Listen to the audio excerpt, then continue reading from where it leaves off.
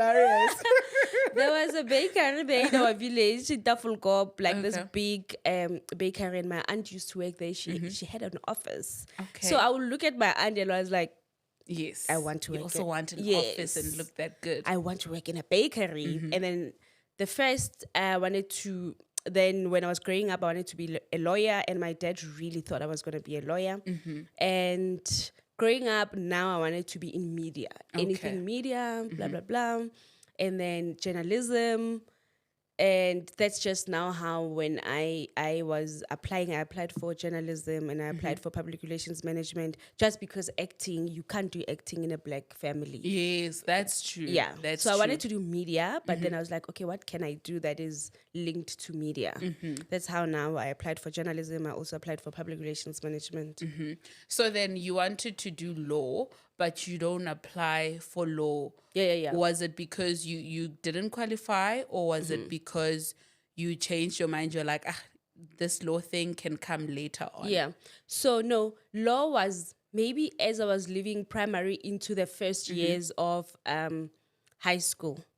That was when I wanted to do law. But then when it was time for us to apply and be like in grade 11, 10, 11, 12, I wanted media. Okay. Yeah. So it wasn't something that I wanted to do at the end of me having to choose where I'm going. When I was in grade 12, no, it was a long time ago dream. Okay. Yeah. All right.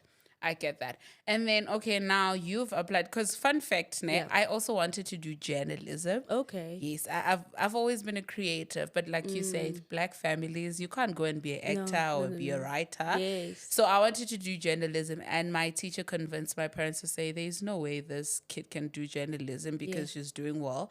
Let her go do law, because with law, then she can do journalism later on. Yeah. Then I ended up enrolling for my LLB, which sometimes, because I'm done with it now and gone through all the processes, sometimes I always wonder, had I followed what I really wanted to do, how would I have turned out? And sometimes I feel like I would have been far ahead in life. No. You know? But also you are where you need to be. Ne? Yes. It's what you're saying is I did the because obviously when you say that when you wanted to study law and somebody said you're doing great and you can't do like media or journalism, what do you need? I don't even know the requirements of law, because if I wanted to do law and it required the highest marks, I wouldn't, because I was just an average student. So what now, does it require? I'm just an average student, my girl. So now, as far as I know, UNISA does have a lower APS score, which is like 28 to 32, if I'm not mistaken. Okay. Then when you go to likes of UJ, that it has to be as high as possible, because there's a huge number of people applying for it. Yeah. Okay. So, okay, that's great. And then now, where did you apply? Did you know how to apply? And who told you about these courses? Were you informed? So I went to a school in my town, like a school in my town, and they took us to Baibitsang Open Day, and that's where we had those things. But honestly, coming from a black family, I did not know what.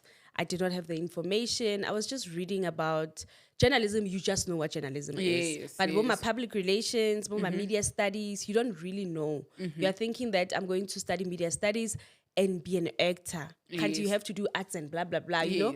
I did not have information at all. And then we went to Open Day. Even Open Day, you are just here partying in Pretoria. You're excited. It's not like you are really focused, or today I want to know and ask questions. Yeah. And from there, I really just applied. But journalism, I know from the top of, everyone knows what it is. Yes. But others, I didn't really know what it is.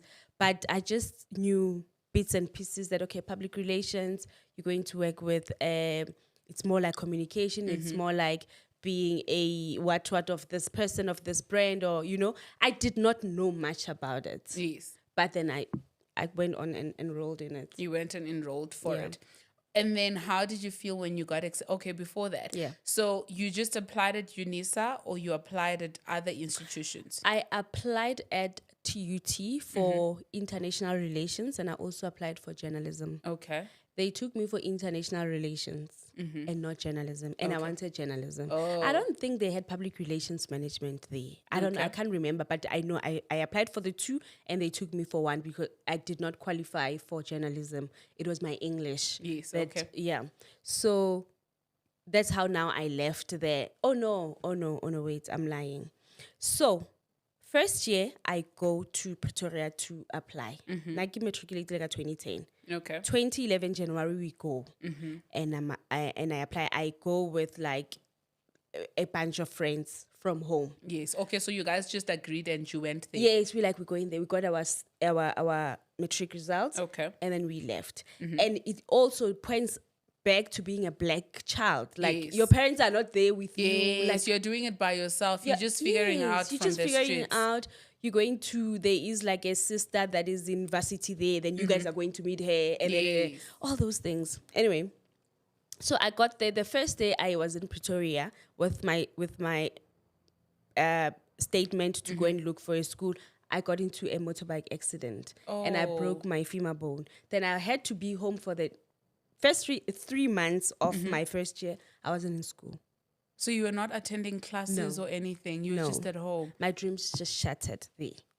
Came down and it was so traumatic. And that's one thing that I always speak about, even when I speak, like when I'm in therapy, I would speak about it because it's a trauma that I've suppressed. Yes. And then I'm like, oh, okay, Ghana, this happened. And this was the darkest moment of my life. I was so sad because you are a villager wanting to go out of the village. You are excited about this. All your friends are going, but you have to go back home. So, yeah. I can imagine how that traumatic is. I have a very similar story, but with me, it happened in my final year of LLB. Okay. I got terribly bent. Doctors said I may never walk again.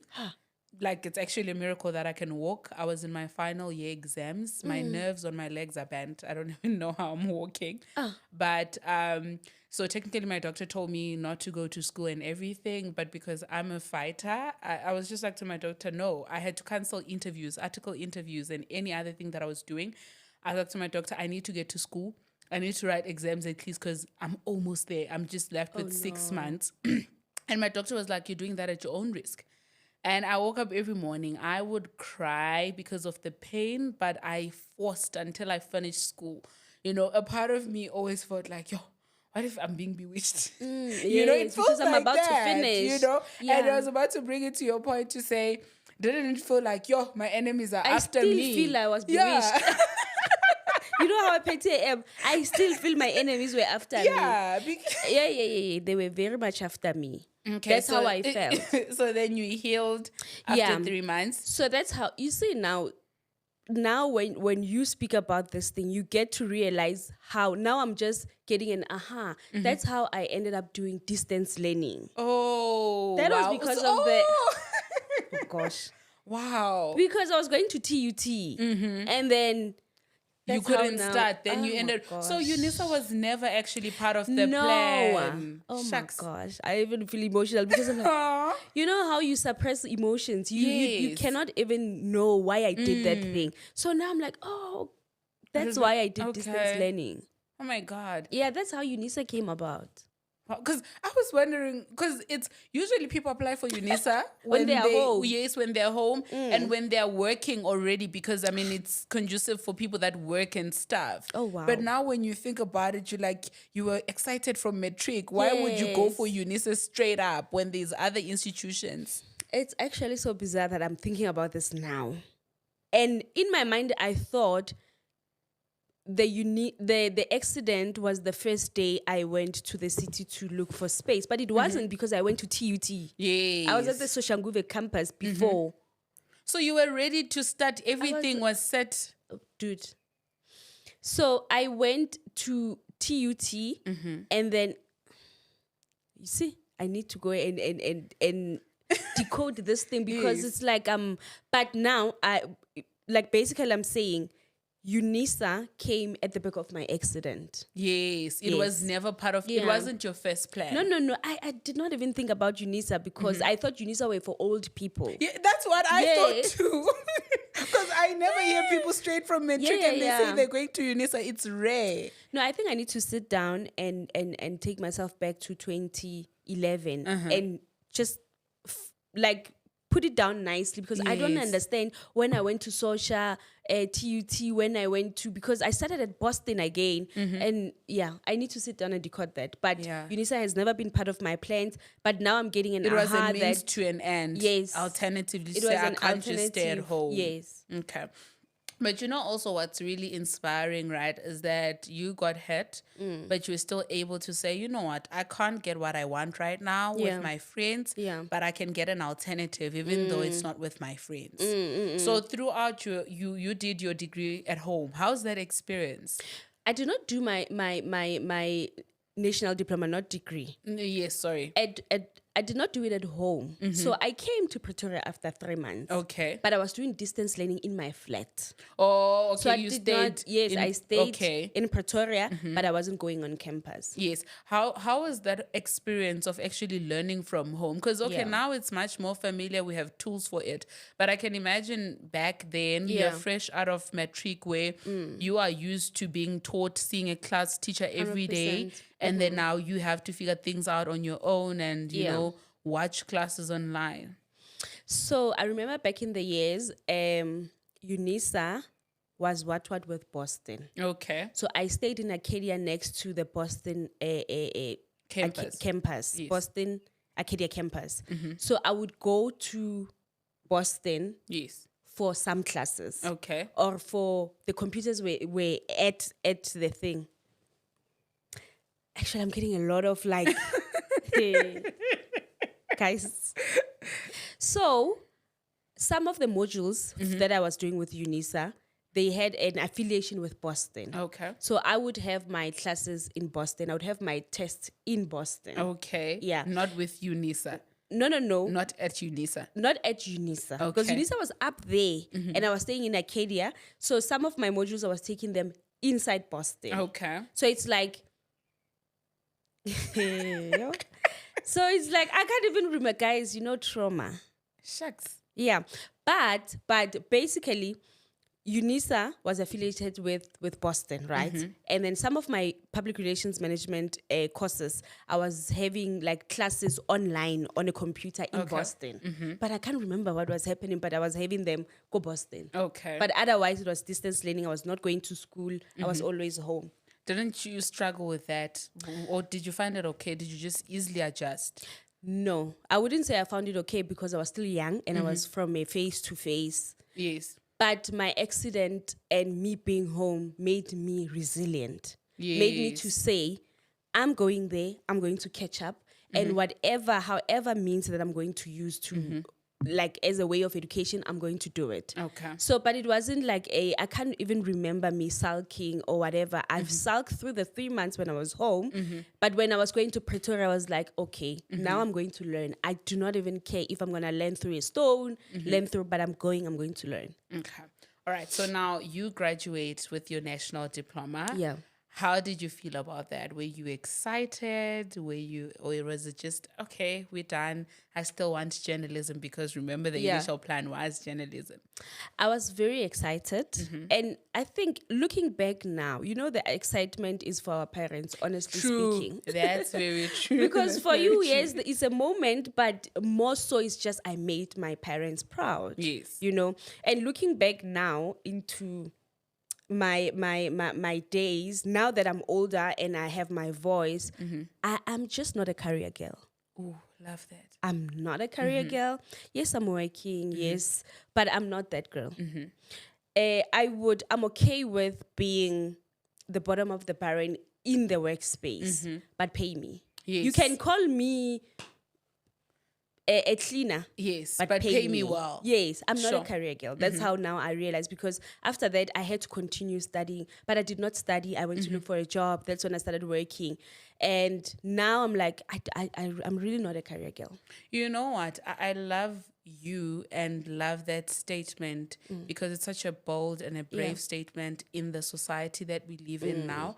Because our society says everybody has to be a boss. Yeah. I don't know how we operate because we can't all be bosses. It means we want chaos.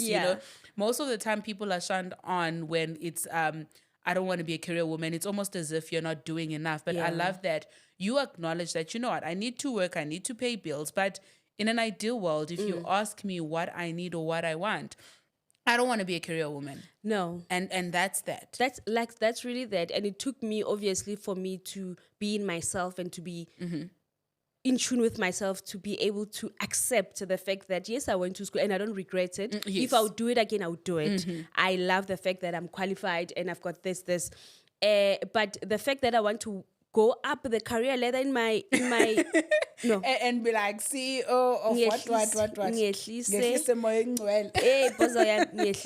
I don't want to be a manager. I don't want to be an MD. I don't want to be a director. I just want this position. Let me do what I have to do. Just pay me. You know, I think you've liberated a lot of people at home because there is so much pressure in climbing the ladder. The ranks.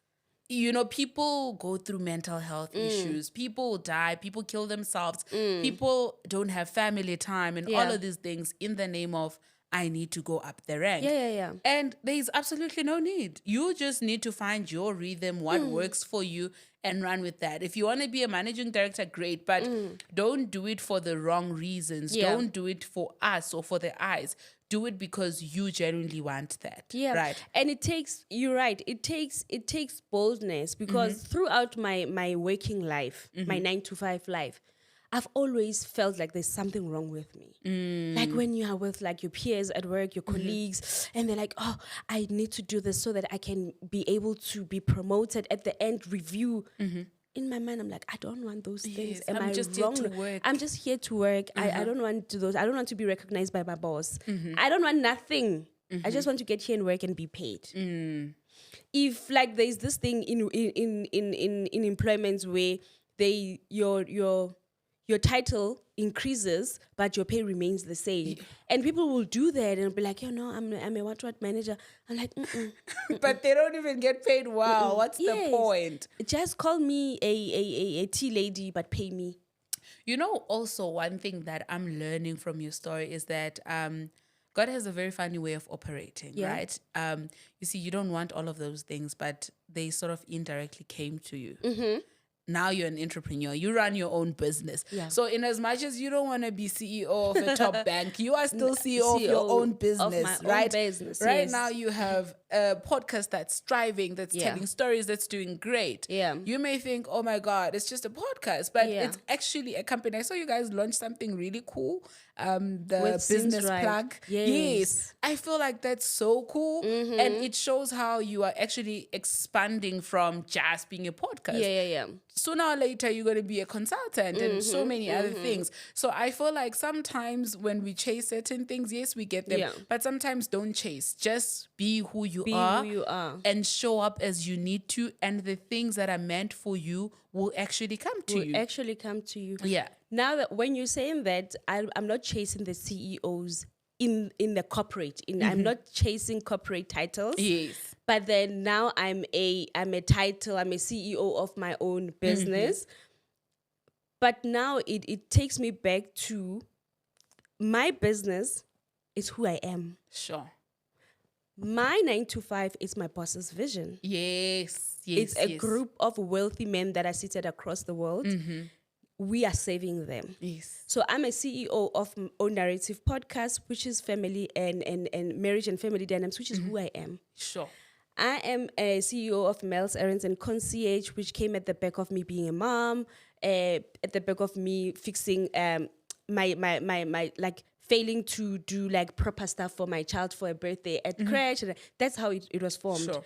So it's just around who I am. Yes. So I'm not even about a CEO or whatever. I'm just doing what feels right. Yes. What is me? I'm not taking out anyway. Qualification what for me to get the no. Sure. I just need to show up as myself for all my businesses.